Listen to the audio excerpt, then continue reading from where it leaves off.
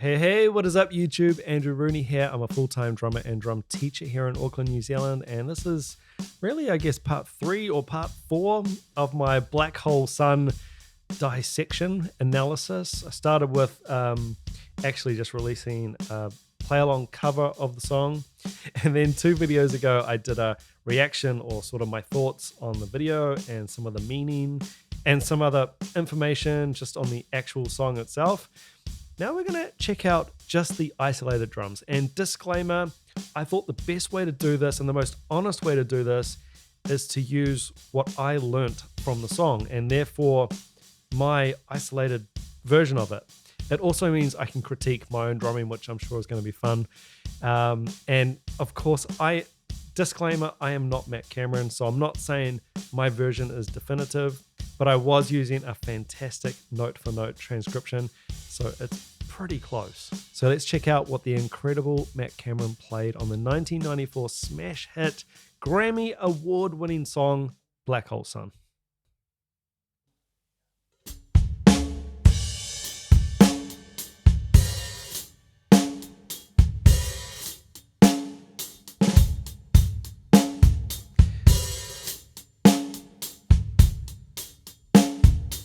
So the first thing that really stands out from a drumming perspective is how slow the song is.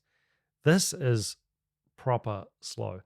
52 BPM. Approximate tempo for the song is 52 BPM. If you're not familiar with BPM, beats per minute, 60 beats per minute is 1 downbeat per second.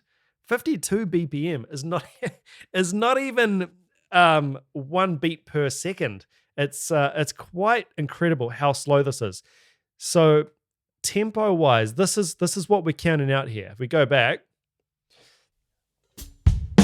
1, 2, 3, 4, 1, 2, 3, 4. I would love to know, can you think of a song that has a slower BPM than Black Hole Sun? I'm sure there must be some. This would be among the slowest songs I think I've ever learnt on the drums. It really is slow. What it's going to do is it's going to lead us into one of the magical tricks utilized by Matt Cameron at an expert level, and that is subdivision. Matt Cameron is the king of subdivision.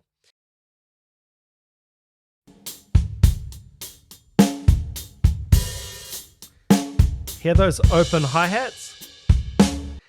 Crash, letting the crash ring out and then coming back in and utilizing a lot of space. So he's not going cha cha cha cha cha cha cha cha.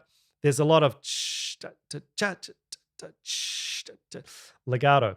He is achieving, because it's such a slow song, he is doing something that a lot of drummers, especially sort of when I was at music school, we'd talk about how can we achieve legato? How can we get legato on the drums? Well, one way you can get legato on the drums is by utilizing it on your hi-hats. Your hi-hats, you've got a lot of control over sustain, a lot more than the rest of the kit. So yeah, that is one way you can achieve legato and that real like fluid, smooth sound on the kit.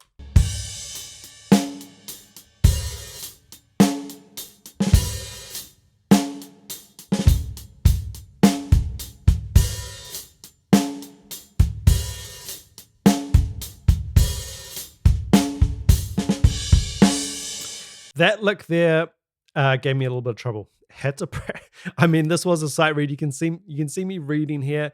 That lick there, I did have to run that one a few times. It sounds simple. It's not.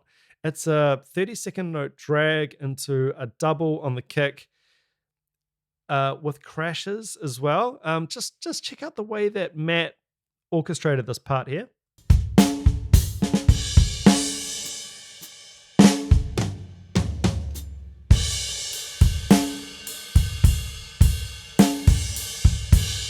We're into the chorus here, and classic tool is to shift away from the tight, controlled hi-hats, open it up, go onto the ride.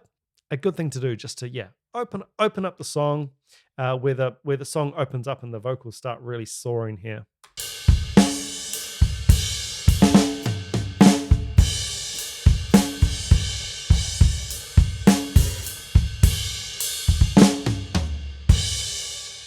Really interesting how we access the open hi-hat. He's still looking for that open hi-hat sound, even though he's playing on the ride.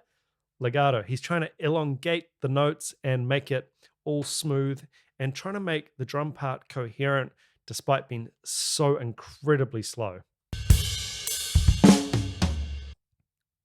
go back a little bit more here. There.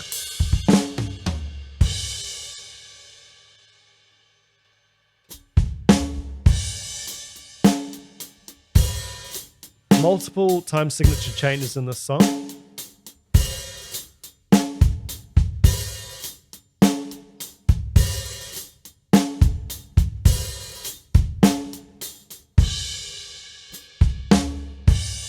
A lot of hanging, a lot of just space, crash, to ba, back to the groove. Again, for that long, fluid.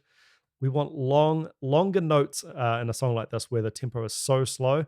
And the other thing, as I said before, the other tool that he utilized to build intensity is subdivision and moving up the subdivisions, which he's already doing a lot of that, but we're going to get even more of it as we move along. I mean, it is very difficult depending on your level of facility. How can you build intensity in such a slow song? And if you're not aware of things like subdivision and essentially like that feeling of being able to change gear at will, you just want to be able to change gear in and out of gears, sort of ramp it up, go up to third gear, then ease it on back to first or second, like he is in the verse. It's just a masterclass. I'm not, okay, look, I'm not saying I'm giving you a masterclass. I've tried to copy his drumming. I'm not saying I've done that, but it's much easier for me to analyze it like this.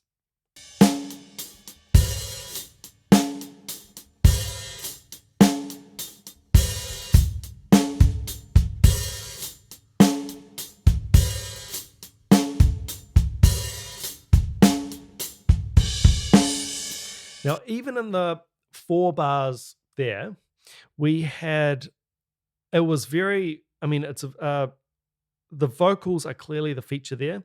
So he wasn't blasting a lot of chops or filling in a lot of space. He was keeping it pretty minimalist. Even there, this is before I'm going to get in trouble for this. This is before the sort of copy-paste mentality really took a hold in music. And we had 4 bars of basically the same thing in the verse, just underscoring the vocals pretty much. But there was still so much variation in the drum part. We had boom, ka, boom, ka, boom, ka, boom, boom, ka, boom, boom. A real Matt Cameron trick is to put that little tail on the end of a phrase. In this case, like a really long 2-bar phrase, and he'll just put that dum, dum, ga, gum, gum, dum. And then into the next bar, boom, ga, ba, boom, ga, boom, boom. We've got so many different approaches here. And then the setup, which takes us into the chorus. Flams. Flams, guys. Let's just back it up. Let's appreciate the flams.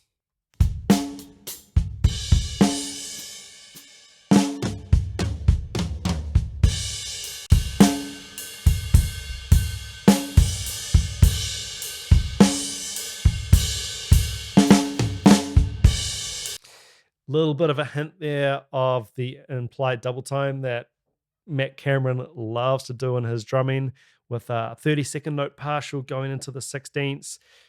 And it's really nice having the isolated version, although it is me.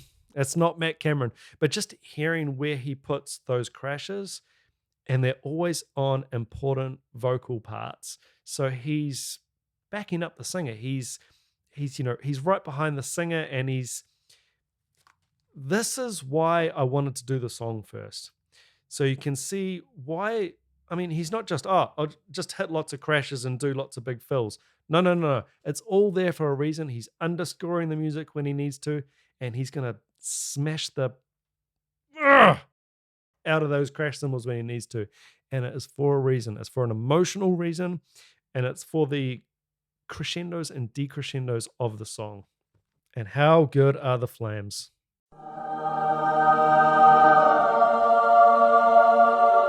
Just going to back it up a little bit.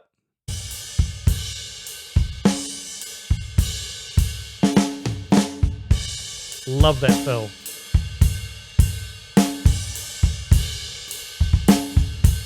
And right there, 32nd note on the bass drum. Matt Cameron was a single pedal player, and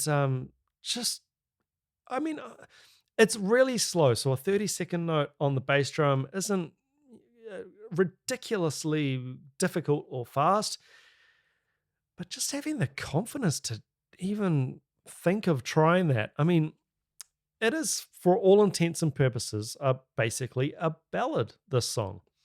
But Matt Cameron's not treating it like that, and the band kind of aren't treating it like that. They're treating it like, no, this is like a down and dirty, edgy. It's slow, but it's grinding. I think that's the right word, grinding. Just going to back it up a little bit so we can hear this 32nd note on the kick again.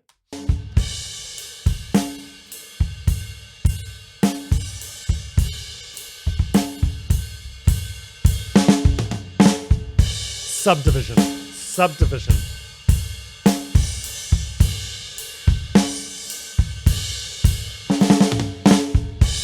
Yeah, I kind of fluffed that fill. I got to be honest, I kind of fluffed that fill. But tell me another number one hit song where we've got 32nd note triplets. I mean, it's getting up there. We're getting up there in rate of notes. Matt Cameron is a drummer who does have the technical facility to execute on some of those. Really, I mean, they're really pushing it with that kind of stuff. So, yeah, again, man, we're in very different times now. We don't hear drummers going for it like this. Well, not in a sort of radio type songs. I just can't think of a popular or a number one song that's got drumming like this in it, or this different. Every bar is different. Every bar is different. Accessing that hi-hat again. 6/4 here.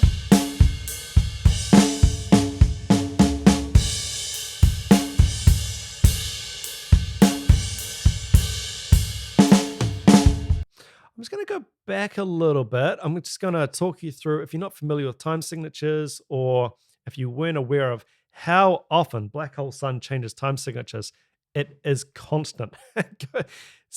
Soundgarden, these guys, man, they change time signatures. No, I'm not going to say what they change time signatures more than. They just change time signatures a lot. I'm just going to back it up and talk you through the time signatures here.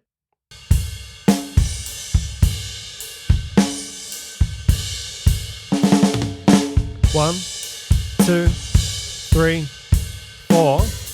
1, 2, 3, 4, 5, 6.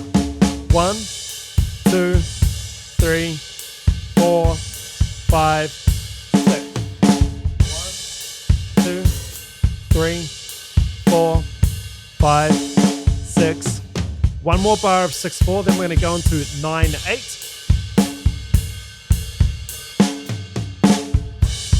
9/8 here.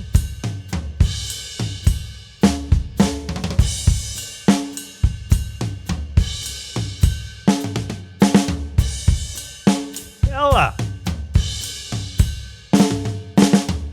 Yeah. No, I didn't execute that fill.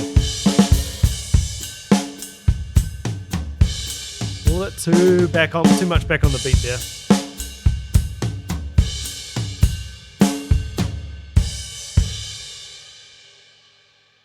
I got my tongue out. Look at that. Isn't that lovely? So just within those 8 bars or so, we've gone from 6/4 to 9/8, 4/4, 2/4, and 4/4. Now I'm going to talk you through this because a lot of people, this song is so cleverly composed. It is so well made. You don't even notice this stuff. And on first listen or first perhaps playthrough, it might not be really, you might not even be aware of it. Try and learn the song. You will become aware of it. Trust me. I'm just going to talk you through the time signatures and just let you know how this all works. 1, 2, 3, 4, 5, 6. 1, 2, 3, 4, 5, 6, 7, 8, 9. 1, 2, 3, 4, 5, 6, 7, 8, 9. 1, 2, 3, 4, 5, 6, 7, 8, 9. 1, 2, 3, 4, 5, 6, 7, 8, 9. 1, 2, 3, 4, 5, 6, 7, 8, 9. 1, 2, 3, 4, 5, 6, 7, 8, 9. 1 and 2 and 3 and 4 and there's that little music box section here where we're back to that guitar part. Then we're going to get a 2/4 drum re-entry back into 4/4 chorus. 4/4, 2, 3, 4.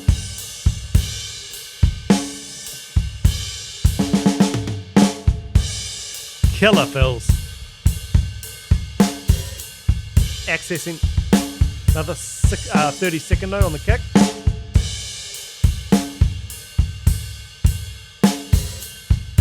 Oh, I'm scared of this fill.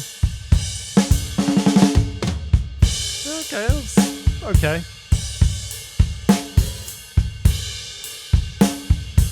3, 4, 5, 6. We're back at 6/4. 1, 2, 3, 4, 5, 6. 1, 2. I think we're 6/4 for the rest of the song.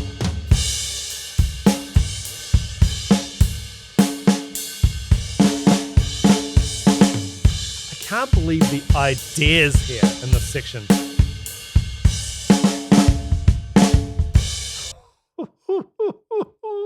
Gotta steal that, Phil. That is killer.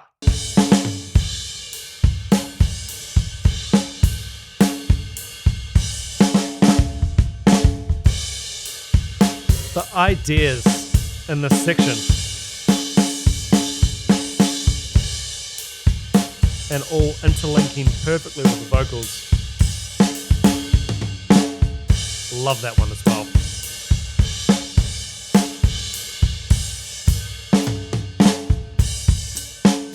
Short 9/8 bar. Finish. So yeah, I mean, the magic for me with Matt Cameron is, well, there's just so many things. He kind of has all the tools, all the tricks of the trade. He's got them. He has got so much headroom. The things he is going for in this song, which on the surface, and I'm sure a lot of casual listeners at the time who might not have, let's say, understood the emotional depth of the song, what appears to be a very, very slow ballad with these incredible vocals and whoa, everything's strange and the video is kind of kooky. What Matt Cameron plays in this song is, it's kind of outrageous. And like I say, in this copy-paste world that we live in now, I do feel like we've kind of lost a bit of this. We haven't totally lost it, but I feel like we've lost it in popular songs to some degree. Maybe I'm just getting old. Maybe I'm not hip to all the great stuff that's happening. Trust me, there's a lot of great stuff happening. I know that.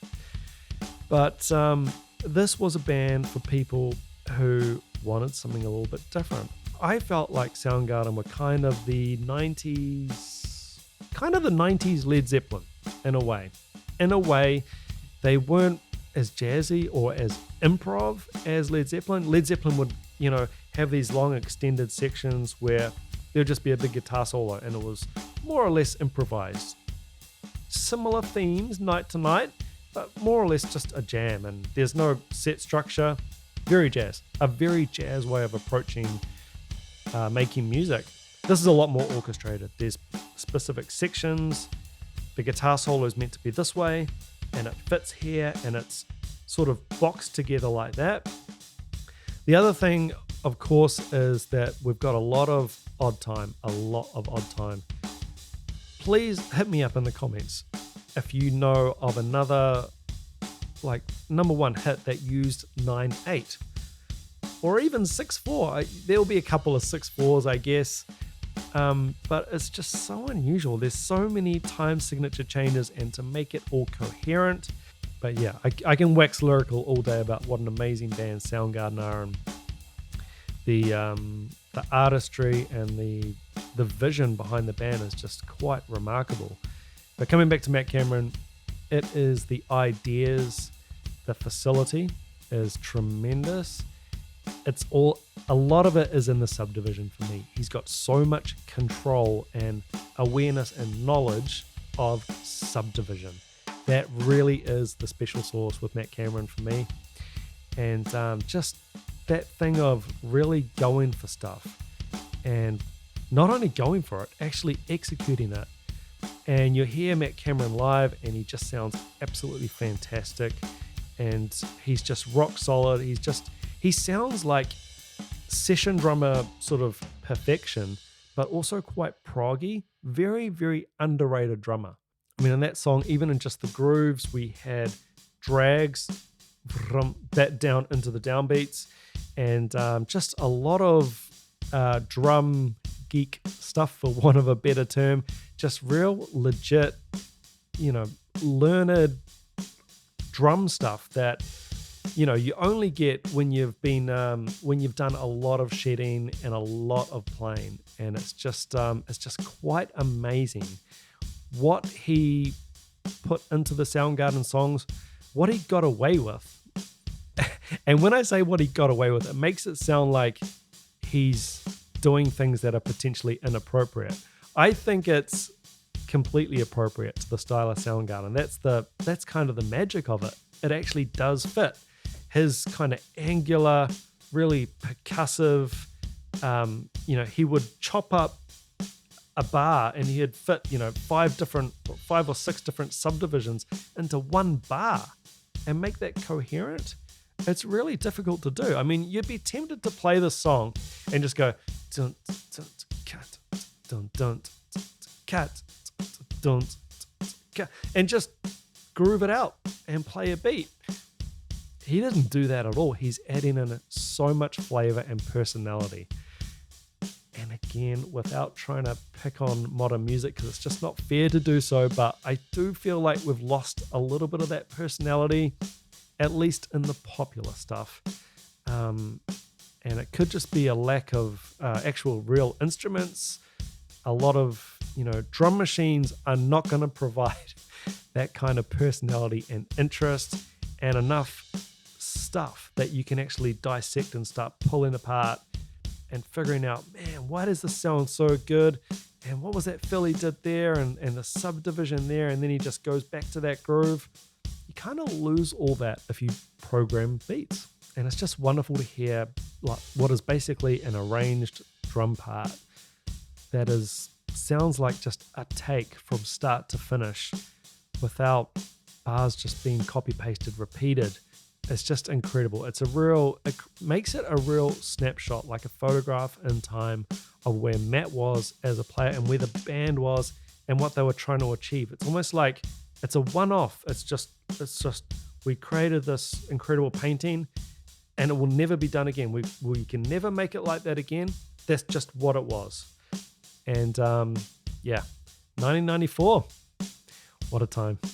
Guys, I hope you enjoyed my deep dive on Black Hole Sun, Soundgarden, and Matt Cameron, the terrific drummer from Soundgarden. If you appreciate the work I've put into making this analysis video, please consider subscribing and liking, and I'll catch you on the next one.